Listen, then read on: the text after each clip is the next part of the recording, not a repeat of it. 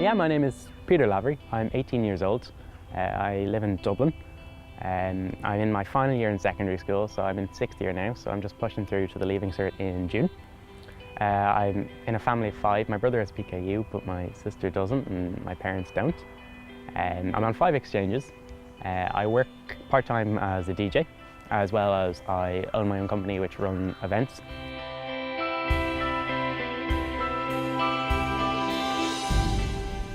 What motivated me to climb Kili was essentially, I think it was just to be able to push myself before this kind of final year in school. I think for me it was just to be able to have a physical mirror of this year and be able to, kind of push myself further and get through, this last few, kind of this last push in secondary school, and be able to get out on the other side. So I think for me, that was my main kind of goal, was to be able to get there, do it, and be able to come back out, a stronger and more motivated person.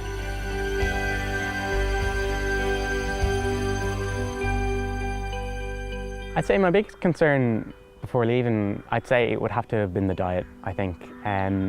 Like training I was quite on top of, and then, gear I was quite on top of.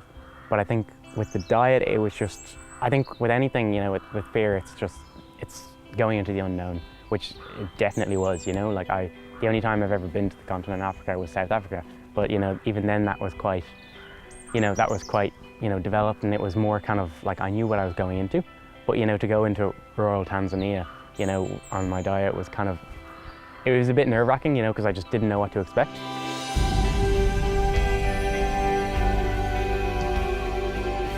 Transporting to the actual country was quite difficult, because we had to I had to have enough to keep me going in case the bag got lost. So I had to kind of have about 3 or 4 packets in my day bag of the Flexi 10 tablets that I'm on, the tubes. And then the actual climb itself, I only had what I needed in my bag, so it was only the 1 tube. And then I would kind of substitute it in every day, kind of throw the pack away and then get in a new one in the morning. But the actual climb, I'd have the tube, and I'd have to kind of train myself to be able to take the big tablets with the water bladder, because obviously you can't get to your bag every time. So say if you're kind of walking for 7-8 hours all day, you have to be able to keep tablets going constantly, as opposed to just when you stop. So you're kind of taking what I did was I took every 2, 3, 4 tablets I took every now and again.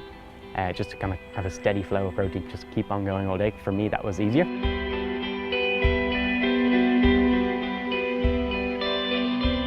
I was originally on Flexi 10 sachets, which were a lot of hassle, even in the, before leading up to it, being at home and, in the restaurants. It was a lot of work to rip them open and pour them into the beakers. So for me, it wasn't even a question of should I switch over. It was just I should, because I saw my brother switched onto the tablets about 7 or 8 years ago. So for me, I'd kind of seen him taking it, and I thought, I couldn't even take a tiny little paracetamol. So for me, taking 75 of those big tablets were just a no-go. But then once I started to see it in the months leading up, it was, they're a lot easier. And then on the actual climb, it was just, I'm so glad I was on those tablets, because I could knock them back in no time, really.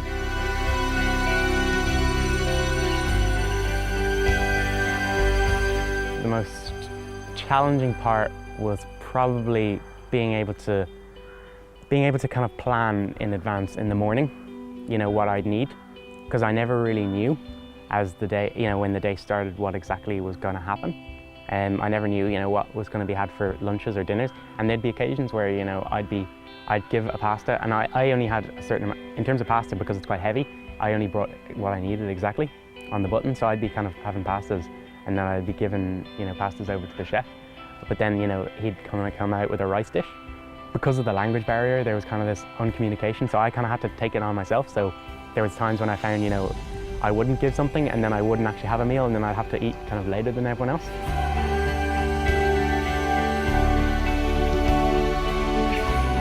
For me, the highlight was definitely summiting. That's what it has to be. To get to the top of Kilimanjaro is, without a doubt, one of the most rewarding things, because Kili is it's all just mental, really.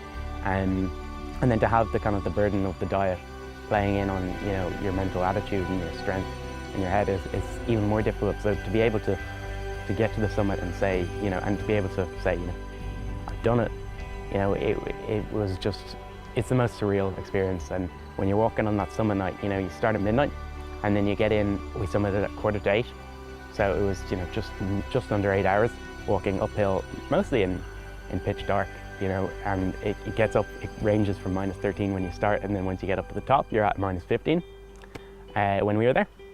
So it's this kind of, it's that feeling of just when the sun comes up at about 6:30, it gives you a whole kind of sense of, you know, motivation to push yourself. And then once you actually get to that Uro Peak summit, it's the highlight of, you know, any trip is always, you know, to get to the summit and reach your goal, and I was happy with that.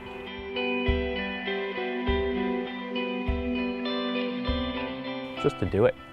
If you told me a year ago I was going to climb Kilimanjaro, and, you know, it was just, you know, this kind of idea that you'd be summiting the tallest freestanding mountain in the world, that seemed like the most bizarre thing. I would have said, nope, no way am I doing that, like, I can't do that. But to get out and actually finally do it, it teaches you, and now from here on I know that if there's something I want to do, I will plan it and I will get there, and I will do it and persevere and get to where I want to be.